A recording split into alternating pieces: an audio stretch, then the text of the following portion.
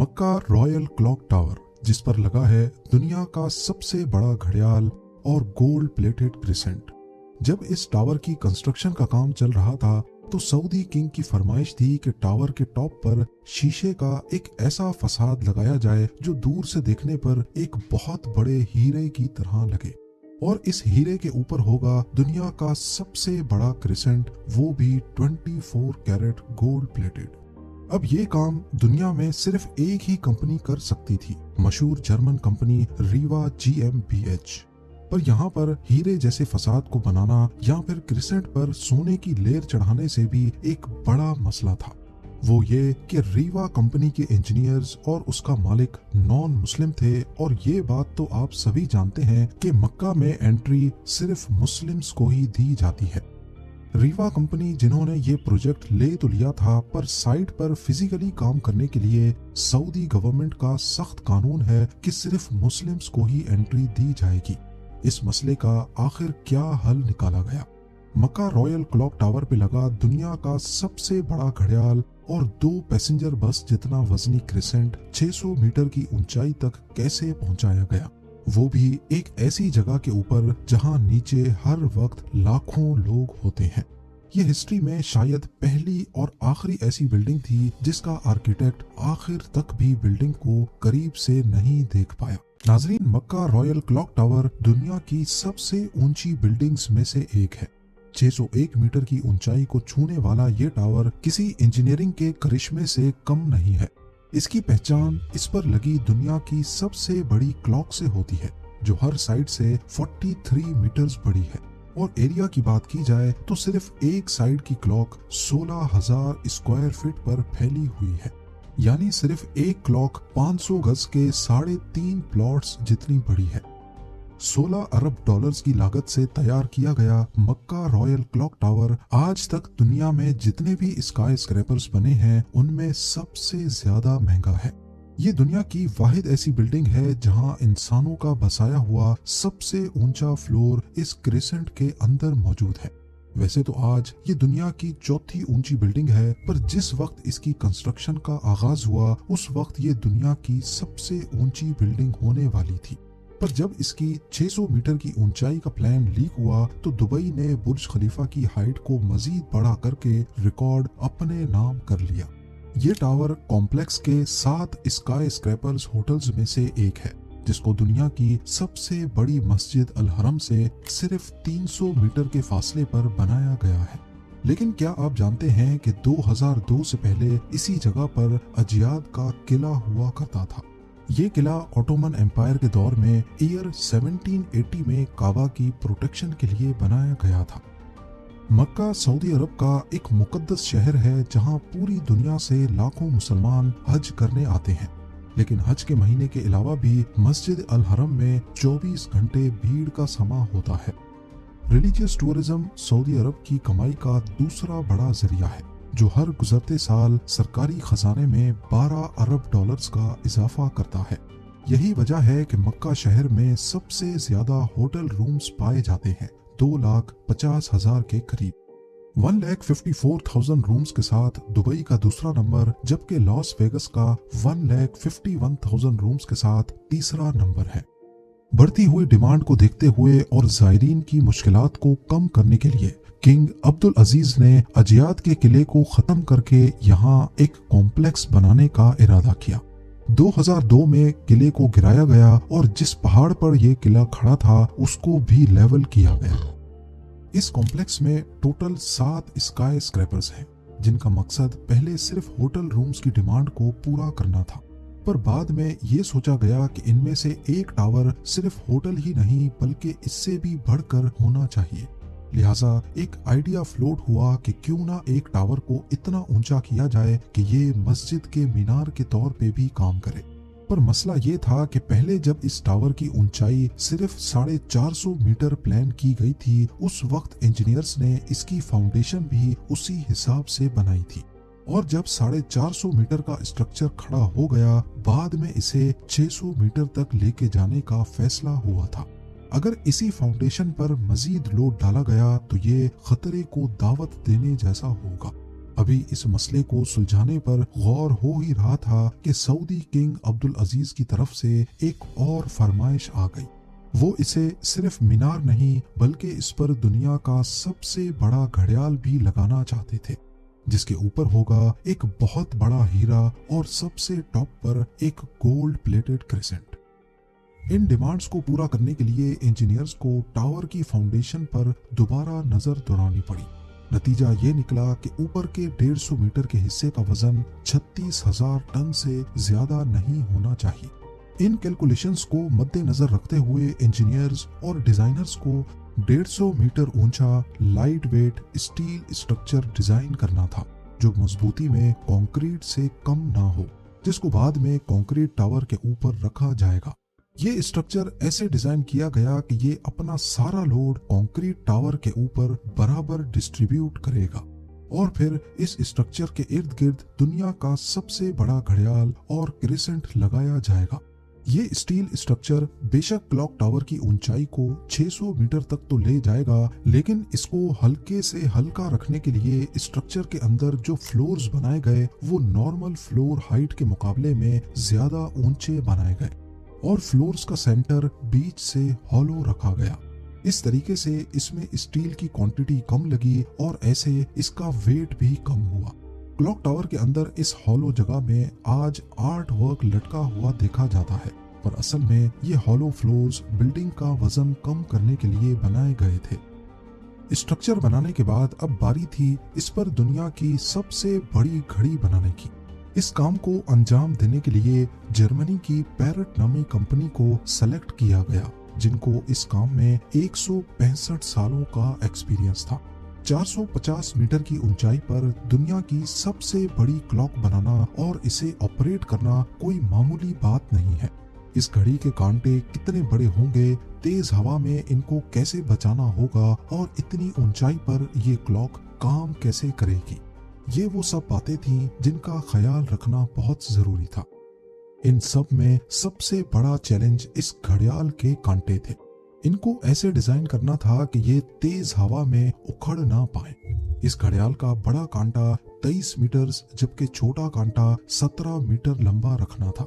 यूं समझ लें कि बड़े कांटे को अगर सीधा खड़ा किया जाए तो ये ऊंचाई में 5 स्टोरी बिल्डिंग का मुकाबला कर सकता है। 600 मीटर की ऊंचाई पर हवाएं 200 किलोमीटर पर आवर से भी ज्यादा तेज चल सकती हैं, जो इस कांटे को बड़ी आसानी से उखाड़ सकती हैं। और ऊपर से टावर की चारों साइड्स पे अलग अलग घड़ियाल होंगे जो इस खतरे को और भी ज्यादा बढ़ा सकते हैं। पहले तो ये सोचा गया कि इन जायंट कांटों की टिप को एक पटरी नुमा रिंग से कनेक्ट किया जाएगा, लेकिन क्योंकि इस रेलिंग में मूविंग पार्ट्स बहुत ज्यादा होंगे तो ये खतरा भी जाहिर किया गया कि ये क्लॉक की मेंटेनेंस को बढ़ा देंगे। आखिरकार घड़ियाल के कांटों को स्पेशल कार्बन फाइबर मटेरियल से बनाने का फैसला किया गया, क्योंकि कार्बन फाइबर एक लाइट वेट मटेरियल है, लेकिन ये स्टील से भी ज्यादा मजबूत होता है। स्टील की कंप्रेशन स्ट्रेंथ यानी दबाव बर्दाश्त करने की सलाहियत ज्यादा होती है और वो प्रेशर पड़ने पर मुड़ सकता है, लेकिन कार्बन फाइबर प्रेशर पड़ने पर मुड़ता नहीं है।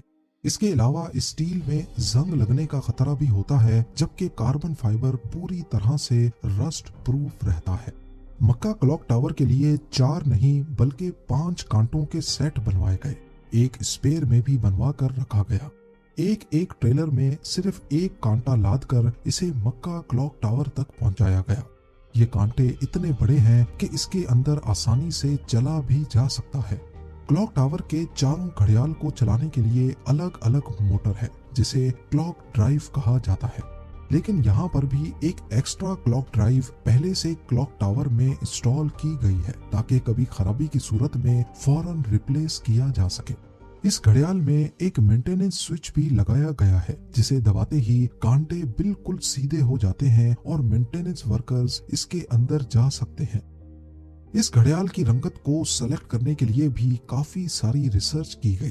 पहले फैसला किया गया कि इसे काला और सफेद रंग दिया जाएगा, लेकिन कई एक्सपेरिमेंट्स करने से ये बात सामने आई कि दिन के वक्त तो टाइम सही नजर आ रहा है, पर रात के वक्त वाइट LED लाइट्स आंखों में शार्प इमेज नहीं बना रही। मुख्तलिफ रंगों को चेंज करने के बाद आखिरकार ग्रीन कलर की एलईडी लाइट्स सेलेक्ट की गई। अब रात के वक्त भी 8 किलोमीटर दूर से देखने पर भी टाइम सही से नजर आने लगा।